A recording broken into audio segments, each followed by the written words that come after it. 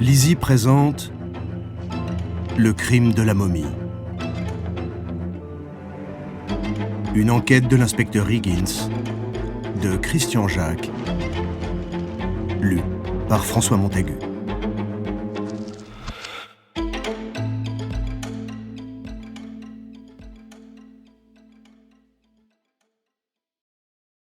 L'Égypte menant à tout, j'ai eu la chance, lors d'un séjour de recherche au British Museum, de rencontrer un personnage extraordinaire. Aimant se faire appeler Higgins, en dépit de ses titres de noblesse, cet inspecteur de Scotland Yard avait été chargé d'un grand nombre d'enquêtes spéciales, particulièrement complexes ou sensibles. Entre nous, le courant est immédiatement passé. D'une vaste culture, Higgins m'a accordé un privilège rare en m'invitant dans sa demeure familiale, une superbe propriété au cœur de la campagne anglaise. Et il m'a montré un trésor, ses carnets relatant les affaires qu'il avait résolues. J'ai vécu des heures passionnantes en l'écoutant et obtenu un second privilège, écrire le déroulement de ses enquêtes criminelles, fertiles en mystères et en rebondissements. Voici l'une d'entre elles. Chapitre 1. La brume tombait sur Londres en ce soir d'automne. Dans l'étroite Park Street, au cœur du luxueux quartier résidentiel de Mayfair, l'hôtel particulier des Mortimer se tapissait derrière de hauts murs. Cet austère bâtiment du plus pur style victorien était entouré d'une petite pelouse soigneusement entretenue. Le vaste hall d'entrée était éclairé par une lanterne en fer forgé. Elle diffusait une faible lumière. Philippe Mortimer en profita pour se cacher derrière une authentique armoire georgiane en acajou qui avait la détestable manie de grincer plusieurs fois par nuit. Fils unique de Sir John Arthur Mortimer, directeur du département égyptologique du British Museum, Philippe était un garçon sportif, alerte, paraissant beaucoup plus que ses 17 ans. Il ne voulait rater à aucun prix le spectacle qui allait se produire d'un instant à l'autre, d'après les bruits de portes qui provenaient de l'aile gauche du premier étage, là où étaient situées les chambres. De sa position stratégique, Philippe Mortimer pourrait voir sans être vu. Frances Mortimer apparut au sommet de l'escalier de marbre. Elle n'avait jamais été aussi belle. Blonde, aérienne, rayonnante comme un soleil capable de percer les brouillards de Londres, elle portait un fourreau noir relevé d'un jabot de dentelle blanche, mettant en valeur son long cou qui lui donnait une apparence de fragilité. Une lumière chaude, comme celle des tableaux de Turner, habitait son regard.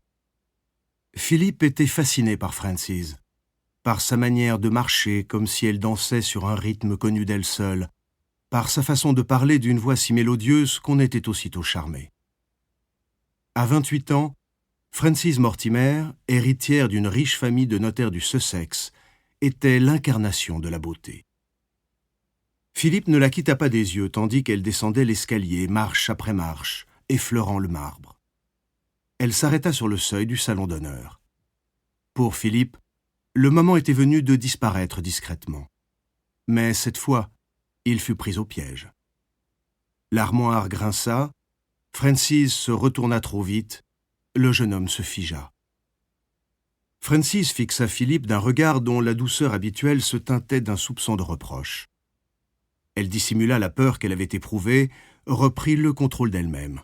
« Mais vous vous cachiez ?»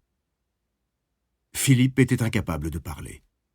Frances aurait dû remplacer sa mère, morte accidentellement 3 ans plus tôt. Mais comment demander à une femme aussi jeune de jouer un pareil rôle ? En se remariant voilà presque 2 ans, le professeur Mortimer n'avait guère songé à son fils. « C'est un jeu stupide, Philippe. Ne recommencez pas. » Frances savait aussi être autoritaire sans sécheresse. Cette union du charme et d'un caractère décidé était fascinante. « Votre père n'est pas descendu ?» Le jeune homme retrouva l'usage de la parole. « Je n'en sais rien, je ne m'occupe pas de ses affaires. » Vexé, mal à l'aise, Philippe quitta le grand hall. Frances ne songeait déjà plus à l'incident. Un instant hésitante, elle se décida à remonter au premier. Le professeur Mortimer était plus exact qu'une horloge. Il avait peut-être été victime d'un malaise. Ces derniers jours, il ne se sentait pas au mieux. La jeune femme, rapide, grimpa l'escalier de marbre, traversa le palier où trônaient 2 portes candélabres vénitiens en bronze doré, puis emprunta le long couloir aux tentures en velours de Gênes qui aboutissait au bureau de son mari. Elle frappa. Personne ne répondit. Francis hésita. Ouvrir sans y avoir été invité aurait été inconvenant. Sir John Arthur n'aurait pas apprécié ce genre d'intrusion. Elle insista.